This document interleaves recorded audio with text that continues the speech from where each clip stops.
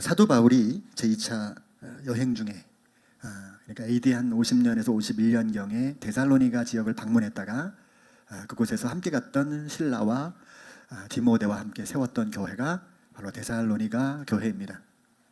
데살로니가 교회는 우리가 잘 모르지만 굉장한 많은 핍박이 있었던 교회였습니다. 그래서 데살로니가 전서 4장 14절 16절에 보면 예수 안에서 잠자는 자들이 유난히 강조돼요. 두 번이나 예수 안에서 잠자는 자들, 예수 안에서 잠자는 자들. 그것은 예수님 믿다가 순교당하고 살해당했던 일들이 그 지역에 많이 있었다는 것을 방증하는 말이다라고 학자들이 이야기해요.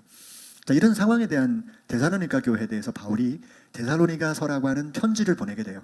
2번 정도 이렇게 보내게 되는데 그 보내어진 편지 속에서 이 데살로니가 교회를 향한 마치 처방전과 같이 보내어진 그 내용 안에는 굉장히 감당하기 어려운 이야기가 바로 오늘 저와 여러분들이 읽은 성경의 본문이에요. 항상 기뻐하라. 핍박과 그리고 살해의 위협들, 그것으로 인해서 어려움을 겪었던 그 많은 일들을 겪었던 성도들에게 항상 기뻐하라고 얘기하는 거예요. 또 쉬지 말고 기도하라고 얘기하는 겁니다. 무엇보다 이 세 번째가 굉장히 어려운데 이게 본문이죠.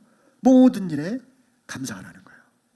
그러면서 끝에 아예 꼼짝 못하게 이것이 그리스도 예수 안에서 너희를 향한 하나님의 뜻이니라. 이렇게 선언까지 해놓고 있다는 거예요.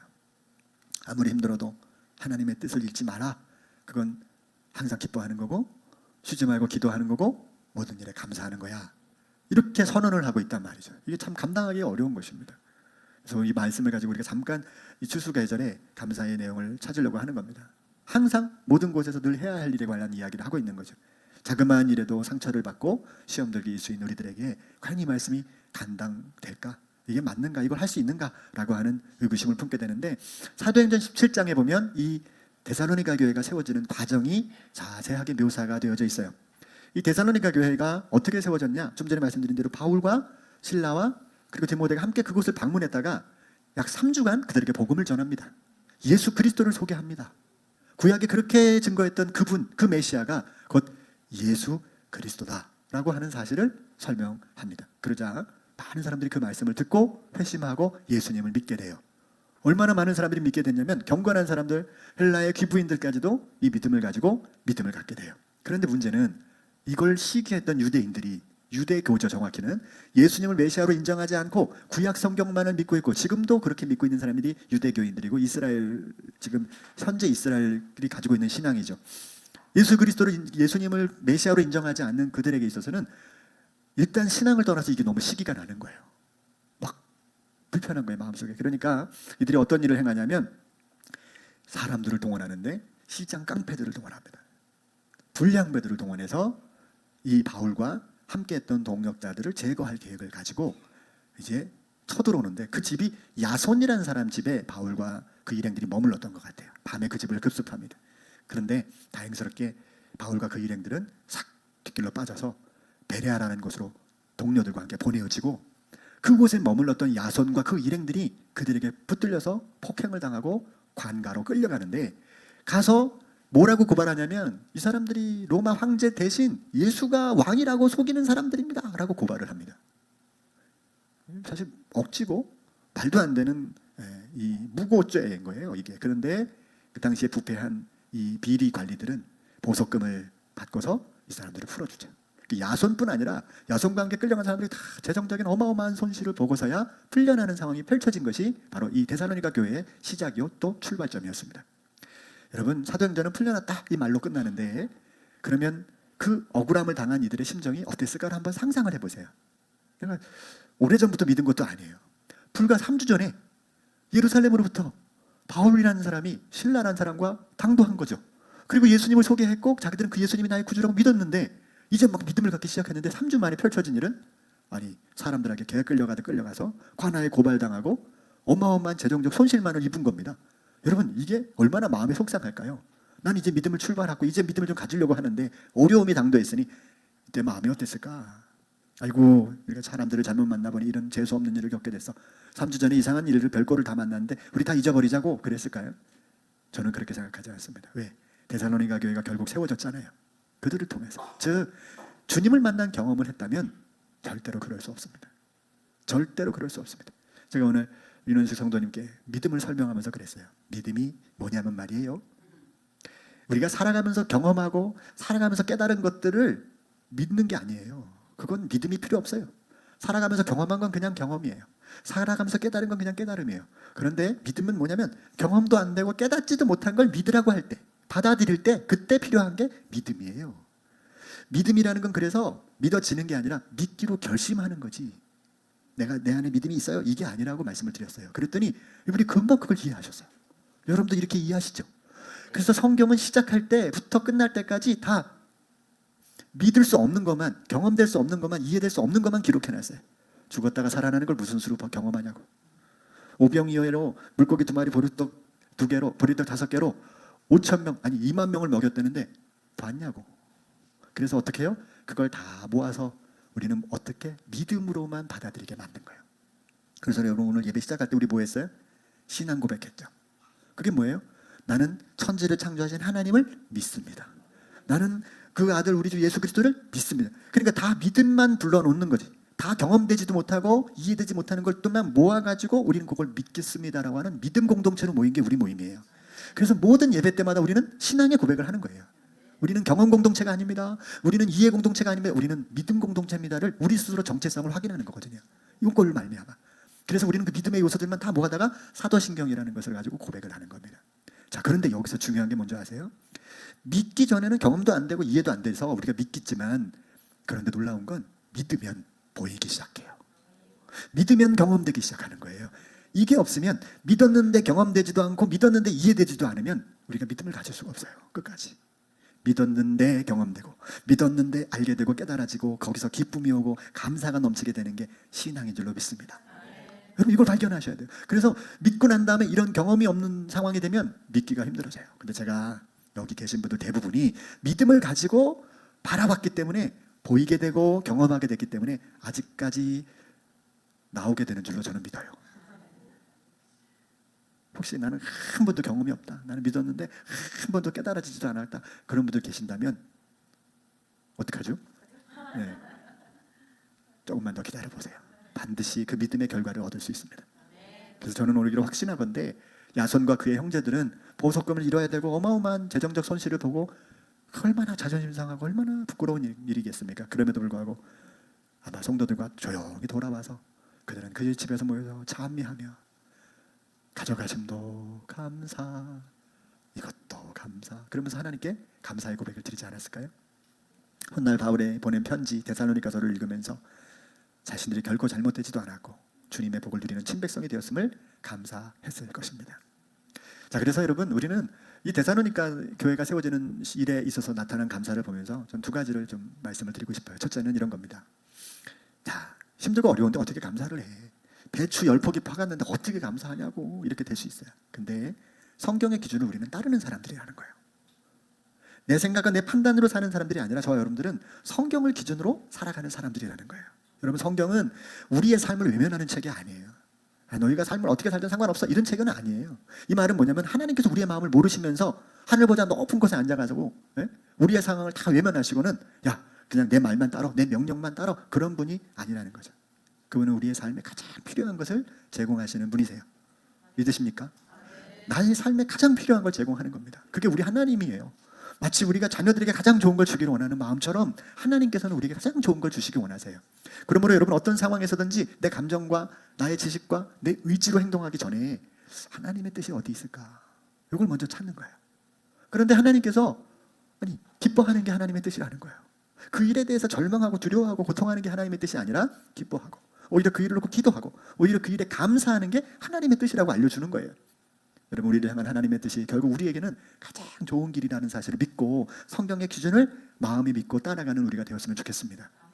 로마서 8장 32절 한번 읽어볼까요? 시작. 자기 아들을 아끼지 아니하시고 우리 모든 사람을 위하여 내주신 이가 어찌 그 아들과 함께 모든 것을 우리에게 주시지 아니하시겠느냐.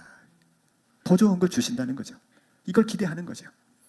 에베소서 3장 20절에 그게 어느 정도냐면 상반절에 이렇게 말씀해요. 우리 가운데서 역사하시는 능력대로 우리가 구하거나 생각하는 모든 것에 더 넘치도록 능히 하실리라. 이게 하나님인 거예요. 나는 이 정도 생각해도 더 큰 걸 준비하시고 예비하시는 분임을 믿고 나간다면 우리는 성경의 기준을 따라 살아가는 것이 맞다. 이런 믿음을 가지게 된다라고 하는 거예요. 자, 자, 둘째는 하나님께서 제공하신 이 기준은 단지 좋은 것뿐만 아니라 그 결과가 반드시 있게 된다는 거예요. 이걸 우리가 바라보자는 겁니다. 자, 하나님은 우리의 창조주시고 생명이세요. 또 삶을 승리하게 하시는 유일한 분이십니다. 이 사실을 믿고 나아가는 우리가 되었으면 좋겠는데요. 가장 힘들 때 여러분 생각해 보세요. 그럼 뭘 해야 될까요? 가장 힘들 때 그냥 엉엉 울어야 될까요? 원망해서 누군가를 잡아야 될까요? 핑계를 대야 되고 합리화를 시켜야 맞는 걸까요? 가만히 한번 생각해 보세요. 뭐가 맞는지, 뭐가 더 성숙한 삶인지를 한번 생각해 보자고요. 그건 두말할 나위가 없어요. 막 힘들고 어려운 상황에 우왕좌왕하고 막 불안해하고 다른 사람들을 조급하게 만드는 게 아니라 오히려 그 안에 초연해지는 거 아닌가요? 한번 생각해 보자고요. 오히려 문제를 끌어안고 기도하는 간구가 있어야 되는 거 아닐까요? 성경은 우리에게 눈물을 참으라고 말하는 게 아니에요. 너 눈물 흘리지 마. 뚝! 이걸 말하는 게 아니에요. 눈물은 흐르게 돼 있어요. 또 고통을 겪지 않는 것처럼 아무렇지 않게, 아무렇지도 않게 그렇게 행동하라는 게 아니에요. 아프죠. 눈물이 나죠. 또 내면 깊숙한 곳에서 올라오는 불안과 갈등과 원망의 마음을 숨기라는 게 아니에요. 올라오죠. 자연스럽게. 내가 왜 그랬을까? 막 자책도 하고 그 일을 알게 한 남도 원망하게 되고 불평하게 되고 막 올라오죠. 그건 우리 자연인으로서 당연한 우리의 모습인 거예요. 그런데 주님은 그런 상황에서 한 가지를 더 추가하라는 겁니다. 올라오지만 화가 나고 눈물이 나고 힘들지만 한 가지를 더 추가하라는 거예요. 그런 때가 바로 기뻐하라는 겁니다. 이게 기뻐하라는 게 성경은 옐로라는 말은 웃음이라는 말인데 이 기뻐하라는 말은 그런 뜻이 아니에요. 성경에 기뻐하라는 말은 반드시 하나님과 관련돼 있어도 나옵니다.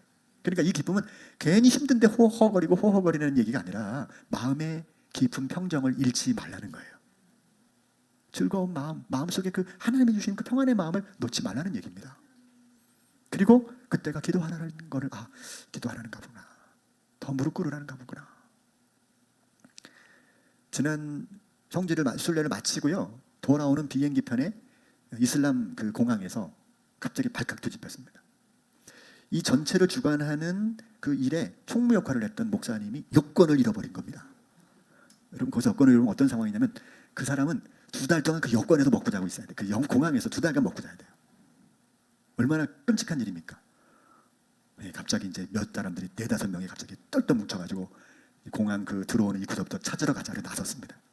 저를 포함해서 4-5명이. 근데 4-5명이 똑같이 뭐 하고 있었는지 아세요? 간절히 목사들이 기도하는 거예요. 주여, 이 마지막 방점을 찍어야 되는데. 나중에요. 그 처음에 몰랐어요.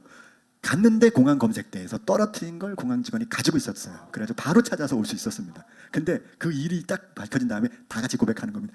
그 말을 듣는 순간부터 주여 살려주세요. 근데 다 목사님들이잖아요. 야, 이게 내가 그거 보면서 느꼈어요. 목사님들 수준이 좀 다르구나. 문제가 생기면 기도부터 하는구나. 다 똑같이 기도하고 있었더라고. 그래서 찾은 건 아니겠습니다만은 은혜가 되더라고요. 여러분 힘들면 기도부터 하세요. 해보세요. 근데 그 안 하는 그 일부터가 문제지. 사실 기도부터 하면요 답이 나오기 시작해요. 이건 아멘이 별로 안 나오시는데 해본 사람은 압니다. 그리고 감사로 꽃을 피우라는 거예요. 그것이야말로 지금 가지고 있는 믿음의 열매인 거예요. 믿음의 열매. 여기가 이제 그 데린구유라는 곳인데요. 이번에 갔던 갑바도키아라는 지역입니다. 이 갑바도키아라는 지역은 베드로전서 1장에 등장합니다. 1장 1절부터 등장합니다. 갑바도키아에 흩어진 나그네 이렇게 표현하는데 이 지역에 데린구유라는 곳이 1963년도에 집을 짓다가 어떤 굴이 발견이 된 거예요. 근데 이 굴을 파고 들어가 보니까 말입니다. 대단한 굴이 펼쳐져 있는 거예요. 약 8km가 연장선으로 돼 있고요. 지하가 약 85m. 그래서 20층 높이로 지하가 파져 있는 겁니다. 그 안에 저도 들어가 보니까 몸을 요러고 들어가야 되는 상황인데 이 지역에 이렇게 많아요. 이 어마어마한 지역에 3만 명이 수용될 수 있습니다. 이건 고고학자들이 밝혀보니까 기원전 한 200-300년부터 이 땅에 존재했었어요. 그런데 그 안에 들어가서 보니까 기독교의 유물들이 남아있던 겁니다. 그러니까 오래전부터 이 땅은 우리나라 땅하고 달리 땅이 습하지가 않아요. 땅을 파고 들어가도 다 돌입니다. 부서지는 돌인데 무너지지도 않는 돌이에요. 희한합니다. 그러니까 사람들이 처음에는 땅 파고 들어가서 살았겠죠. 살고 또 세대가 죽고 그러다가 어느 시기에는 기독교인들이 숨어서 신앙을 지키는 곳이 되었던 거예요. 어떤 곳에는 전쟁을 피해서 숨어 들어갔던 시대가 있었던 거예요. 그러니까 이 지역에는 기독교인들이 들어가서 한때 자신들의 신앙을 지켰던 곳이었다는 거예요. 이게 밖에서 바라본 옛 그 전체 도용입니다. 지하 85m, 최대 3만 명이 수용되는 약 18km의 길이가 되어져 있는. 주거 공간, 교회, 학교, 와인 저장고에서부터 마국간, 환기구, 우물까지 다 준비되어 있는 곳이에요. 여기에 한때 믿음의 선진들이 신앙을 위해서 숨어 들어갔던 적이 있었다는 거죠.